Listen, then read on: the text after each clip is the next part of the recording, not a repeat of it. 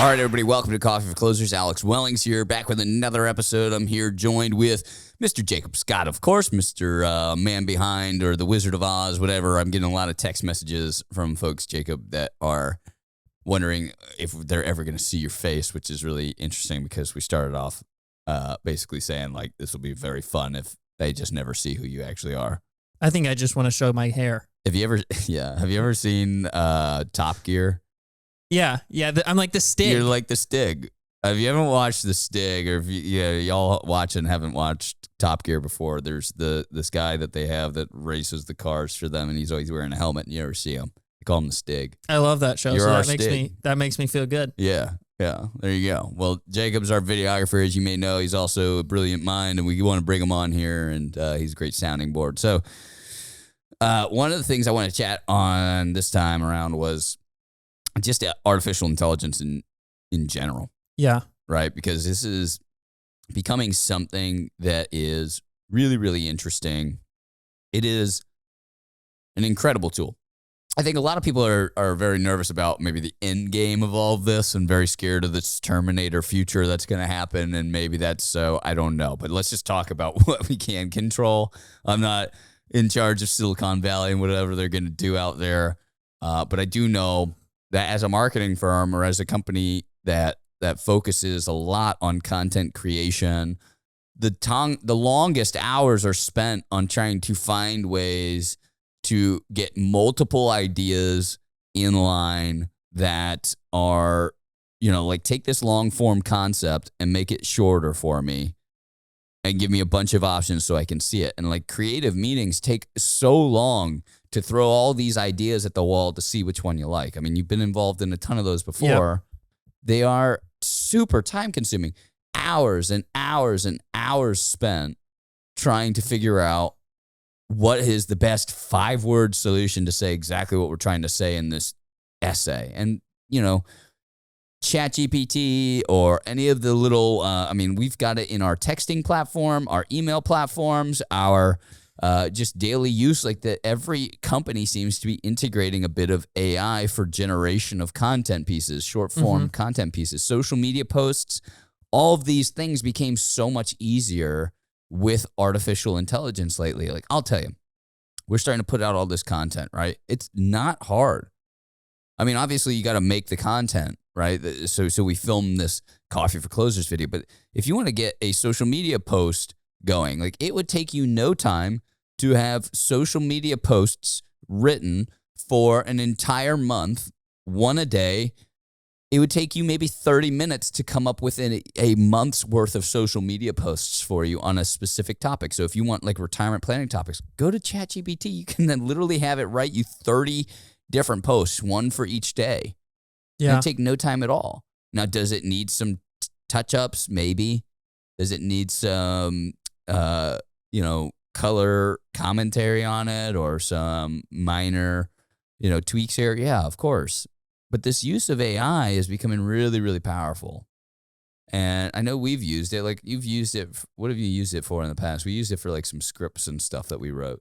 We've used it for scripts. I've actually helped advisors with emails and stuff. Yeah. And just had it.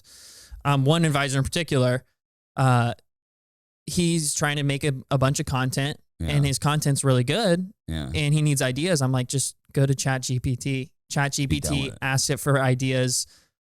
Or sometimes if he creates content and he needs a description, I'm like, give it one sentence on what your video is about, and it just shoots out an entire long form description, creates tags, creates a title, it can be implemented anywhere in your business. It really is an incredible tool. It's like this incredibly high value, high dollar employee that just got hired for free.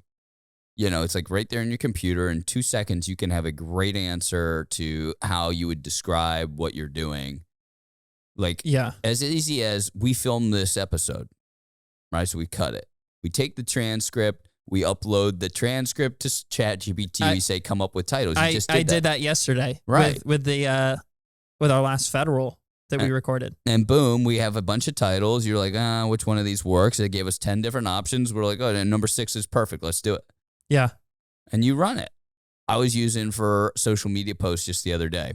It's like, okay, I need to put a social media post together that explains this new episode of Coffee for Closers. And it asks me on this website what platform I'm using. So it puts it in the tone that it needs to be in, because there's a different tone for Facebook. There's a different tone for LinkedIn. There's a different tone for Instagram or is TikTok it short form? Is it long form? Yeah, there's a million different tones. And then it gives you like a bunch of options, and it tells you what age range the post would most likely resonate with, which is really cool. I haven't seen that yet. That's it's pretty really cool. And so you keep having it generate things. You can always work back to the different posts, but it gives you different iterations as to where you're hitting your demographic. And so I would just wait till it hit that like 40 to 60-year-old range. And I'm like, boop, that's my audience. Let me send it out there. And boom, you've got a post that reads well, that's grammatically correct, that's, all these things and more. And it's short form, concise, talking about whatever it is. And you just go in there and you jibber jabber. Jibber jabber type everything you're thinking about what you talked about on the show or whatever it is. And boop. What did you post that to? What was that LinkedIn. for? I was on LinkedIn. How did that perform? Do you know?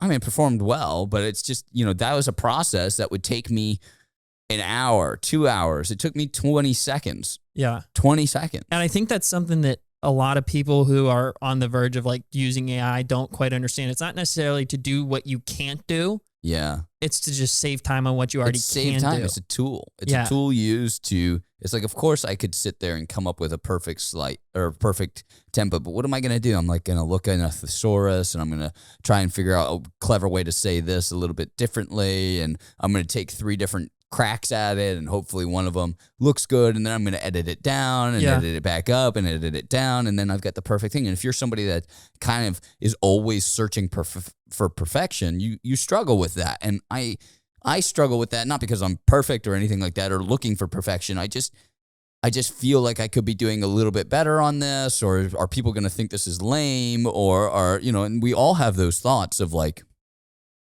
is this going to be what I want it to say, or somebody going to criticize me about this little thing in the wrong way?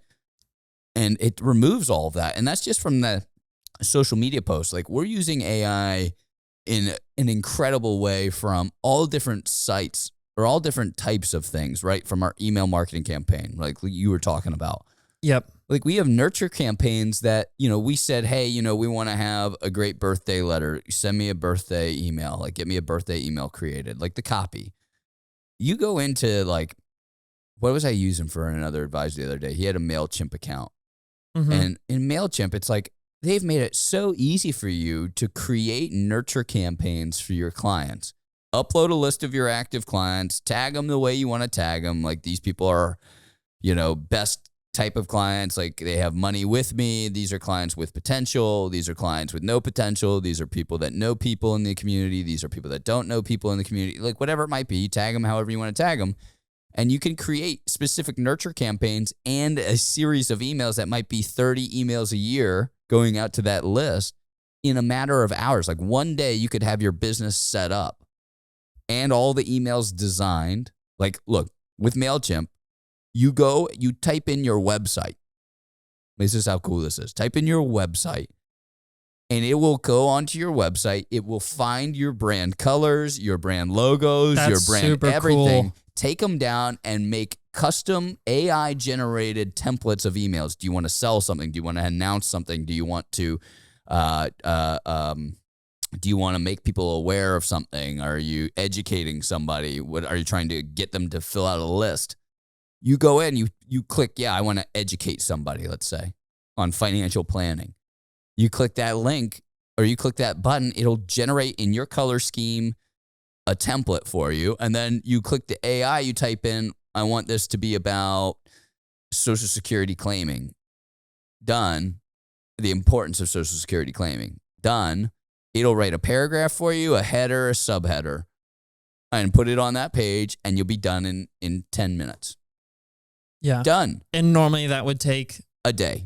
An entire day. An entire day of a really good creative team figuring it out, and maybe half a day, because they don't know what you know about Social Security, right? So they come up with the design and everything, and then you got to sit down and do the Social Security thing, right? You got to give them the copy, and then they take the copy and they have to try and shorten that down in some way, somehow.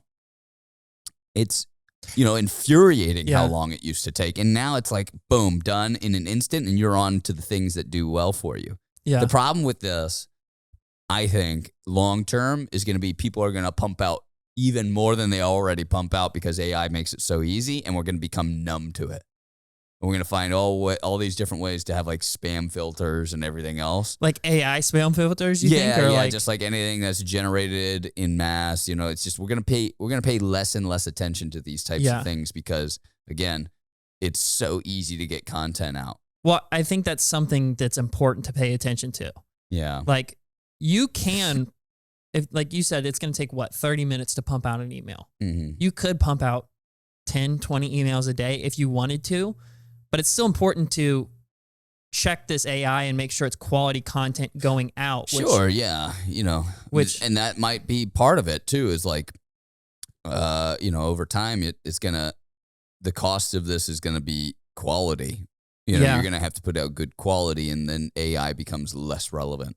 Yeah, which I think that's what most people need to realize. Like you said, it's a tool to use, not necessarily something to completely take over. Yeah. Like that's something that is so true. That like if I'm making titles for videos in particular, I'll come up with a title in my mind. Yeah. I'll be like, okay, I got an 80% there. But like you said, sometimes you're looking for some other words instead of, I'll just give it the title and say, make me a new version of this. And it spits out 10 different versions. I'm like, okay. Yeah. I knew I was 90% there. I wanted to be 100%. This is 100% the title that I need right here. Yeah. And like, you can find it not recognizing the voice that you're wanting to talk in. Remember yesterday I was kind of messing around in one of the AIs and I was like, look, this is really cool. It's really neat what it's doing here. Like I can just flip flop from like subject line to to full paragraph. But the problem with the paragraph and the subject line, we're talking in the retail frame rather than in the wholesale frame. Like for instance, it was coming up with, I wanted it to say this new episode of Coffee for Closers is all about, the world of retirement planning and how it's changing and why that's so important and for advisors to understand. And it was coming back with stuff for the consumer, like direct to consumer, not for the advisor. It was coming back with stuff like the world of retirement planning has changed. Pensions aren't involved. Listen, tune into Coffee for Closers to learn how to take control of your retirement and how to, and I was like, okay, well, that's not right. I want this to be for advisors, not that. And you give it some minor corrections and boom, it finally gets it. But that's you gotta be careful. That's something that I learned. There is a bit of a learning curve to using it. Like, it's just like anybody that's got a tool, right? Like, knows how to be a craftsman. It's like, we all know how to work a hammer, but some people are better at it than others. You like almost have to learn how to talk to it the right way to put it on track where you want it to go. Yeah. It's like Google searching too. That took a while for folks too, to like learn how to appropriately get the results. Like somebody that really knows how to Google stuff will find results quicker than people that don't. Yeah. And, maybe Google's gotten better over the years, but, anyway.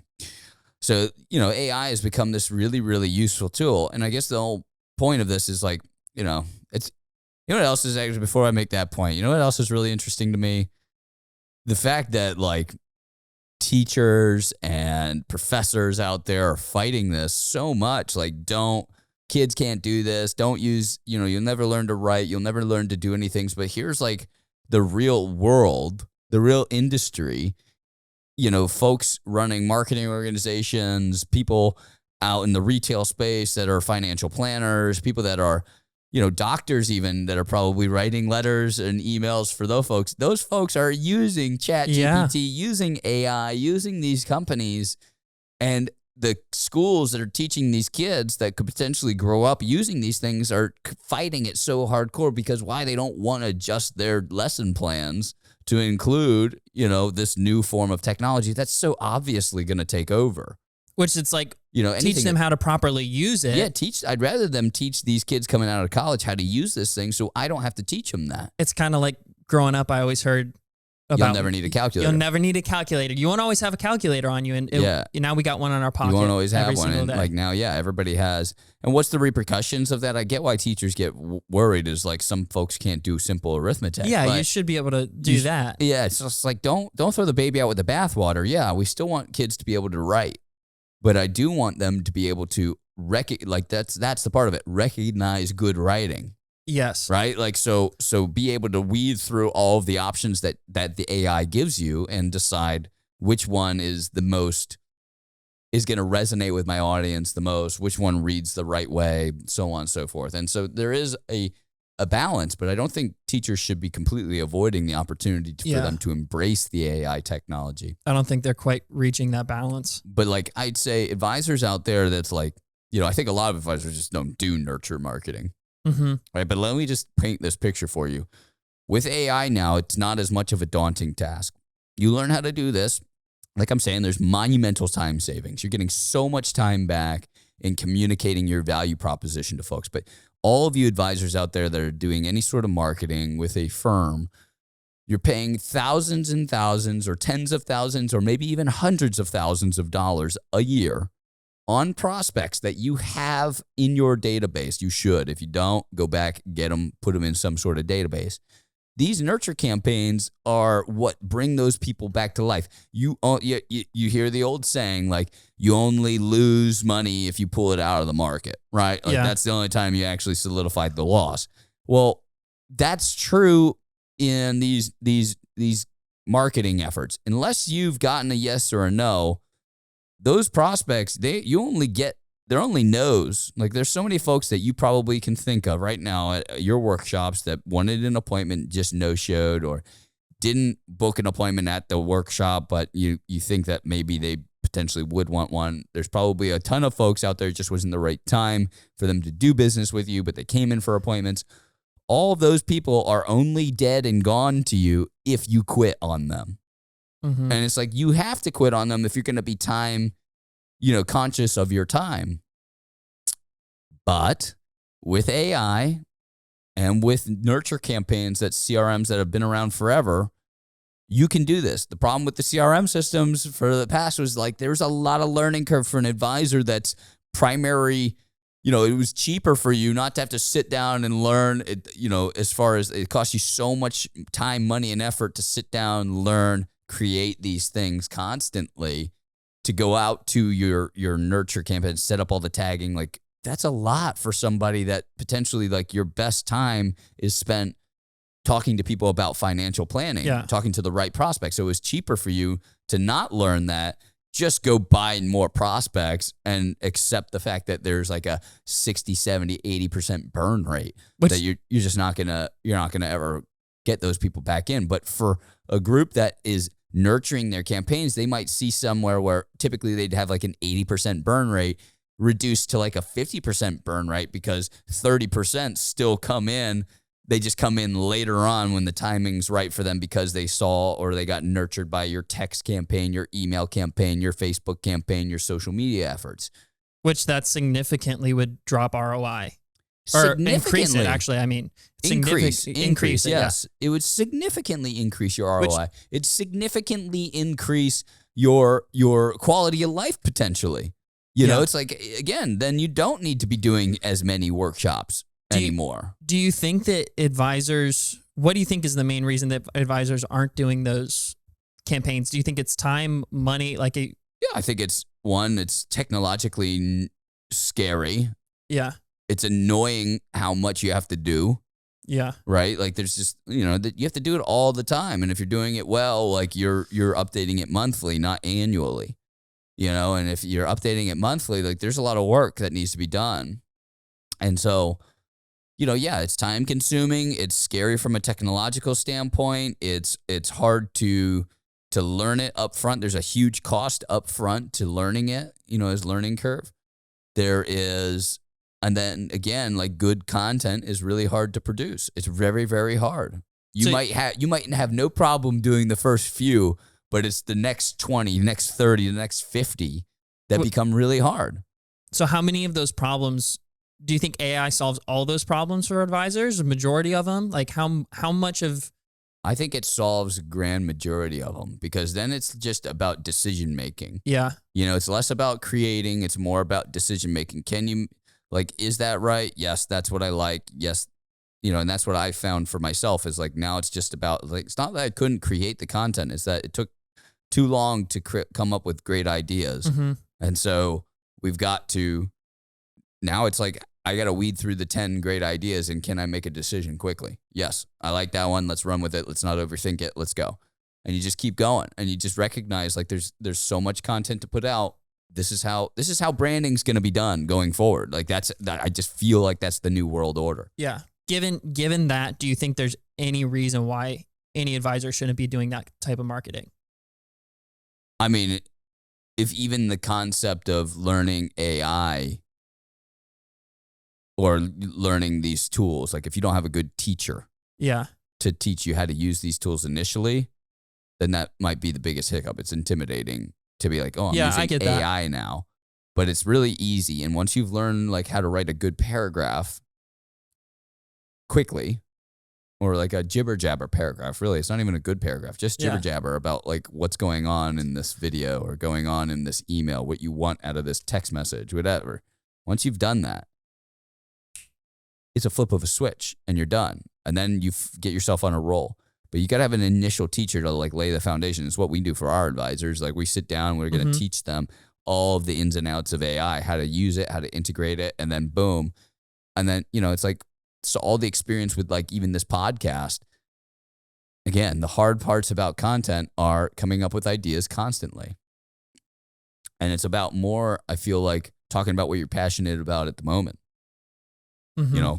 Don't create content, live the content. Don't create, document. Right? Somebody told me that a long time ago. It really resonated with me. Anyway, we could continue the conversation, but our new autopilot program revolves around that AI aspect and incorporating that into everything to make this just an easy, scalable, customizable program for advisors. And it's generating incredible prospects for them. And again, it's like a computer's handling the majority of it. Yeah. The initial creativity needed to be built out and everything, but the AI handles the conversion for us and makes life pretty simple. It does. Anyway, all right, that's it for today's episode of Coffee for Closers. Thanks so much for tuning in. We'll be back shortly with another one here soon. Thanks.